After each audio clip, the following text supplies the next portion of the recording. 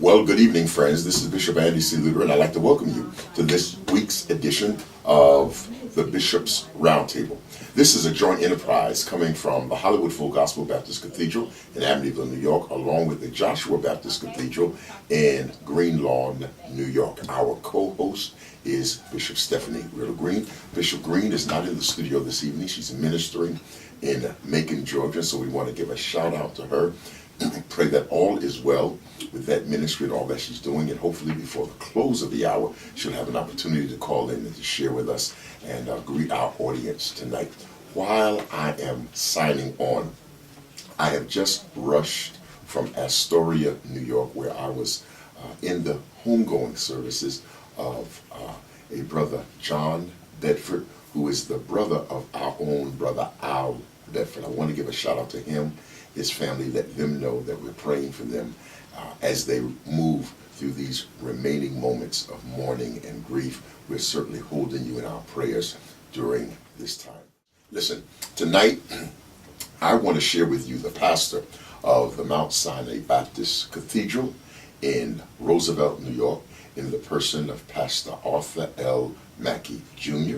Yes, Arthur L. Mackey Jr., that's a familiar name. And those of you in the Freeport, Roosevelt, Hempstead area, I am sure that you're familiar with this legendary name. Both he and his father have ministered there in the Roosevelt area for several years, and he is our guest tonight. Thank you so much, Pastor Mackey, for coming in and being our guest. Bishop Luter, we're honored to be here with you on tonight and on the Bishop's Roundtable, and we're looking forward to this interview. Well, listen, Pastor, you and I share in common the fact that we both are pastoring the congregations that were led by our fathers. Yes. For a very long period of time. And so before I introduce you and we talk about your biography and your education and theological preparation, let's talk a bit about your father, Arthur L. Mackey Sr., how long he was there at Mount Sinai, along with his civic involvements as well.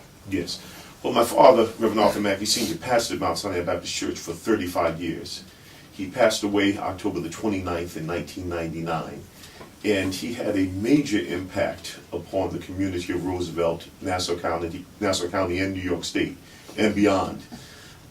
He had graduated from Virginia Union University, which is also my alma mater. He met my mother there on the campus. She wanted to be a missionary to Africa. He said, well, I'm going to bring you back to the jungles of Roosevelt, and you can be a missionary there. And they worked hand in hand together and reached out to the community. He was a person who had his hands on the pulse of the people, worked with the Nassau County Commission on Human Rights. He headed up the Job Development Center, fought to get people jobs, fought to get people out of jail. It was nothing for people to come by our house 3, 4 o'clock in the morning and for him to get up and to go into the prison and get somebody out of jail. We were used to that type of thing. And basically, the parsonage was Grand Central Station. It was a house of ministry 24/7 around the clock. And I grew up in that type of ministry, so it was good training ground for outreach ministry. Okay.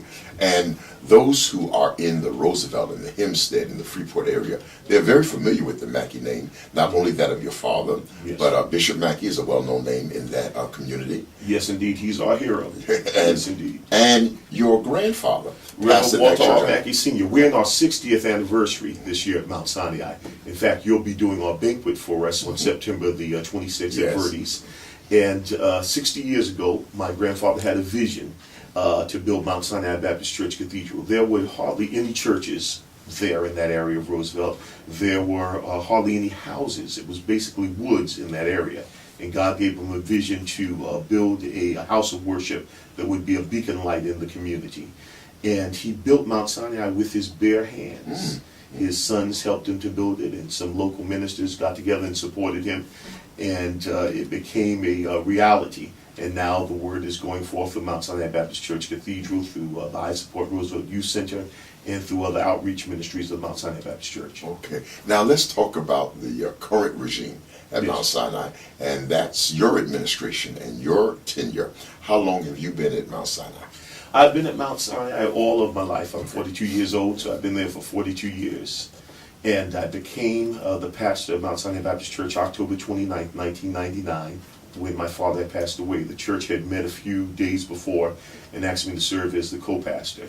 I got a phone call on the 29th that my father had passed away. I had been in the hospital the night before. He had laid hands on me and told me that you were going to be the pastor. And I told him, well, no, you're going to live on, you're going to come back. But that night before he passed away, he laid his hands on me and said that you're going to be the pastor. The next morning, he had went on home to glory. And from that day on, it's been busy, and it's been no turning back. All right, now you talked about Virginia Union being your own alma mater. Talk to us a bit about your education, your theological preparation, and how you got to where you are now. Well, I was religion and philosophy major there at Virginia Union University, and also went to the School of Theology there. And basically, Union truly prepares you and to serve. And Union gave me a good footing and good foundation to come back to Roosevelt and to serve the community.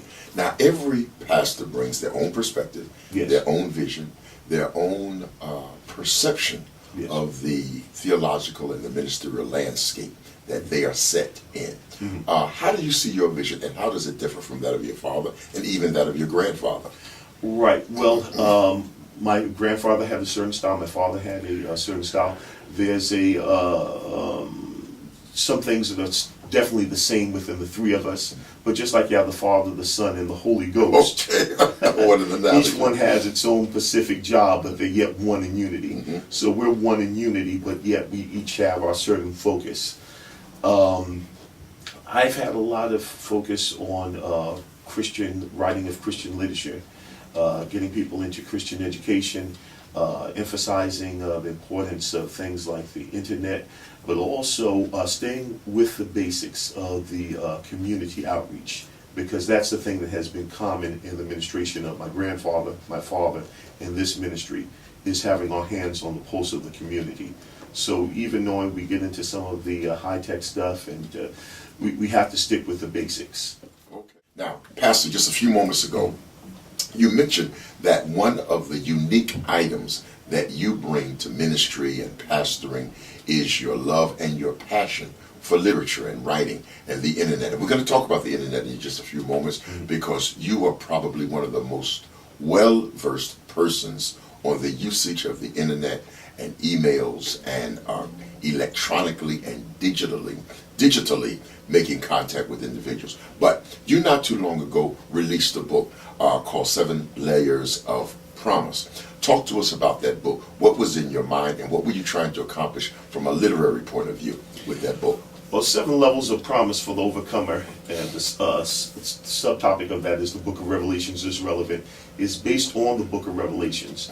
And the Book of Revelations is the only book in the Bible that promises a blessing for reading the book. And basically, when you see what the tribulation saints had suffered and what they had endured, and came out as overcomers, if we endure now, God will bless us also in this lifetime to be overcomers.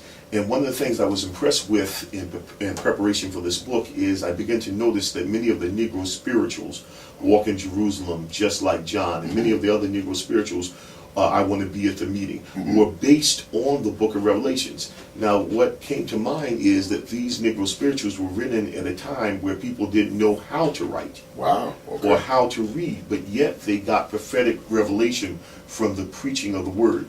Now, as I was growing up, many people would say, well, don't preach from the Book of Revelations because it means a great mystery. But actually, the word revelation means apocalyptics. It means to uncover, to unveil. And God is pulling off the covers. He's unveiling things. And Jesus says in the Book of Revelations that if you overcome as I have overcome and seated on the right hand of my Father, if you overcome, you'll be seated on my right hand. And of course, that's where you get the concept of that song, Sit Down, Servant. Sit down and rest a little while.